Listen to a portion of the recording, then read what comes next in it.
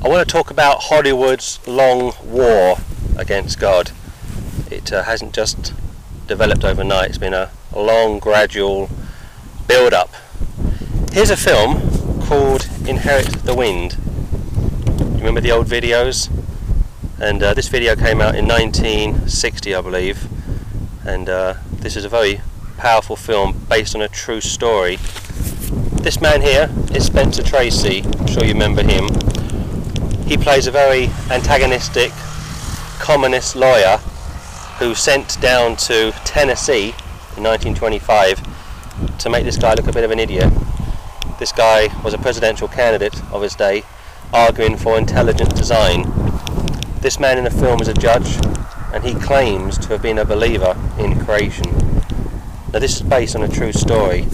In the film, this man, Spencer Tracy, says the word damn, which is the word hell, and there's a young man recording it for the radio. This is of course pre-television, and the radio guy says to Spencer Tracy, whose name escapes me in the film, you can't use that sort of language for the radio. This is 1925. In those days, hell and other words like damn were a no-no. On the back you see Gene Kelly. Can you see Gene Kelly? He plays a very skeptical local journalist sent down to cover this court case. Now, I've watched the film, it's a good film, I haven't seen it in a couple of years. A couple of points to make about this film.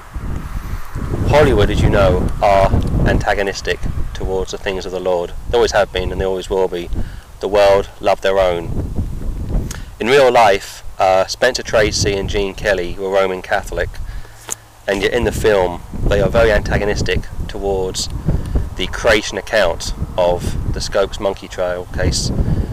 Because it is a true story, we need to go back to the original transcripts to find out what actually happened. Hollywood have a very unfortunate history of embellishing the truth and making the true account less honourable than it would be in real life. What I'm trying to say is this, that Hollywood, as and when they can, will always come against Christianity. The level of blasphemy, oh my, JC, all that sort of stuff, started in the 50s. I watched a film recently called Dunkirk, a true story, and there's a blasphemy in that. Again, a 50s black and white film. By the late 60s, everything goes. JC, the N-word, the C-word, whatever you want to say, it's now acceptable. But up till the mid-50s, you couldn't blaspheme on television, you couldn't use derogatory terms, and these films were pretty much family friendly, which is what you'd want.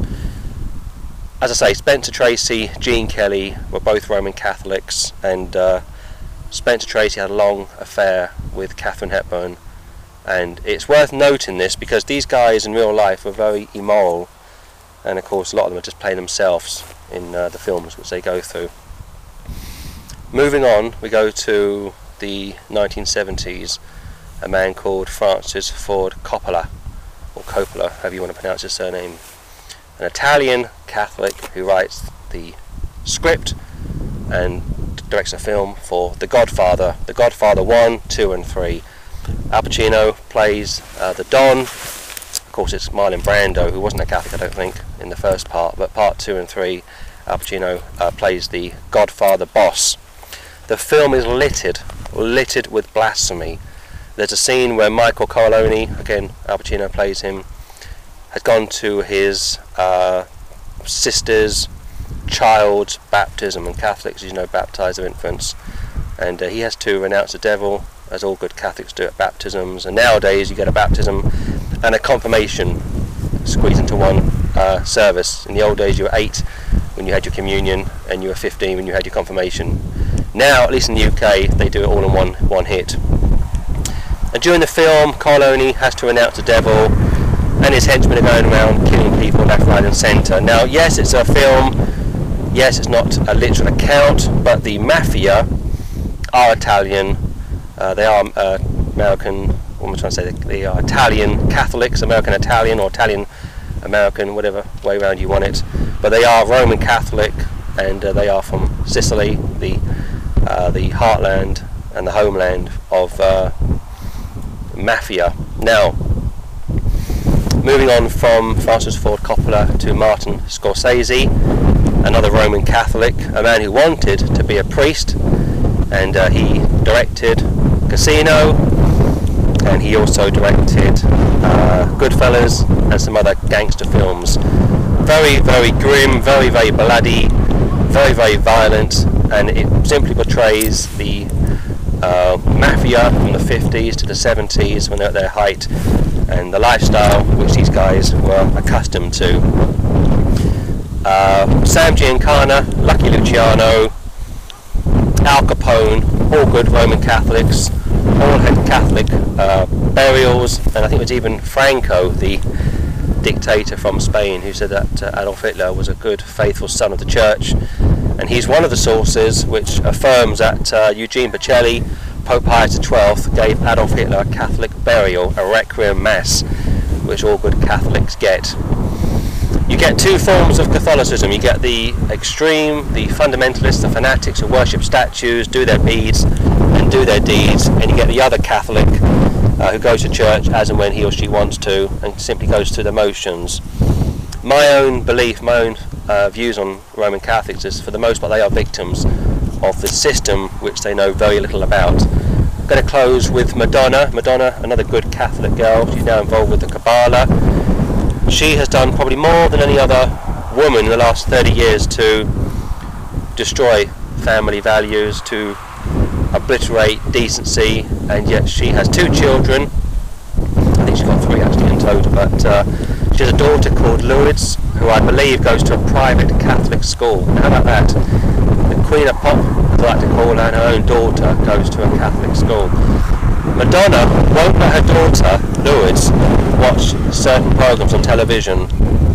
This woman's quite happy for your children to watch her shows and her sex acts on stage, but she's not happy for her own daughter to watch some of the godless heathen trash on television. How about that for hypocrisy? Put all this together, what are we saying? Well, Hollywood has long been out to attack Bible Christianity, and all these Hollywood stars that play Catholic priests always come across as good old father this and good old father that, and yet you get a Protestant preacher, they always make him out to be an Elmer Gantry character. It's typical hypocrisy, and it's so carefully done, so subtly done, that most people don't even notice it. I won't say anymore, it's pretty windy today, but what I want you to get in your mind is this, that you need to control your minds.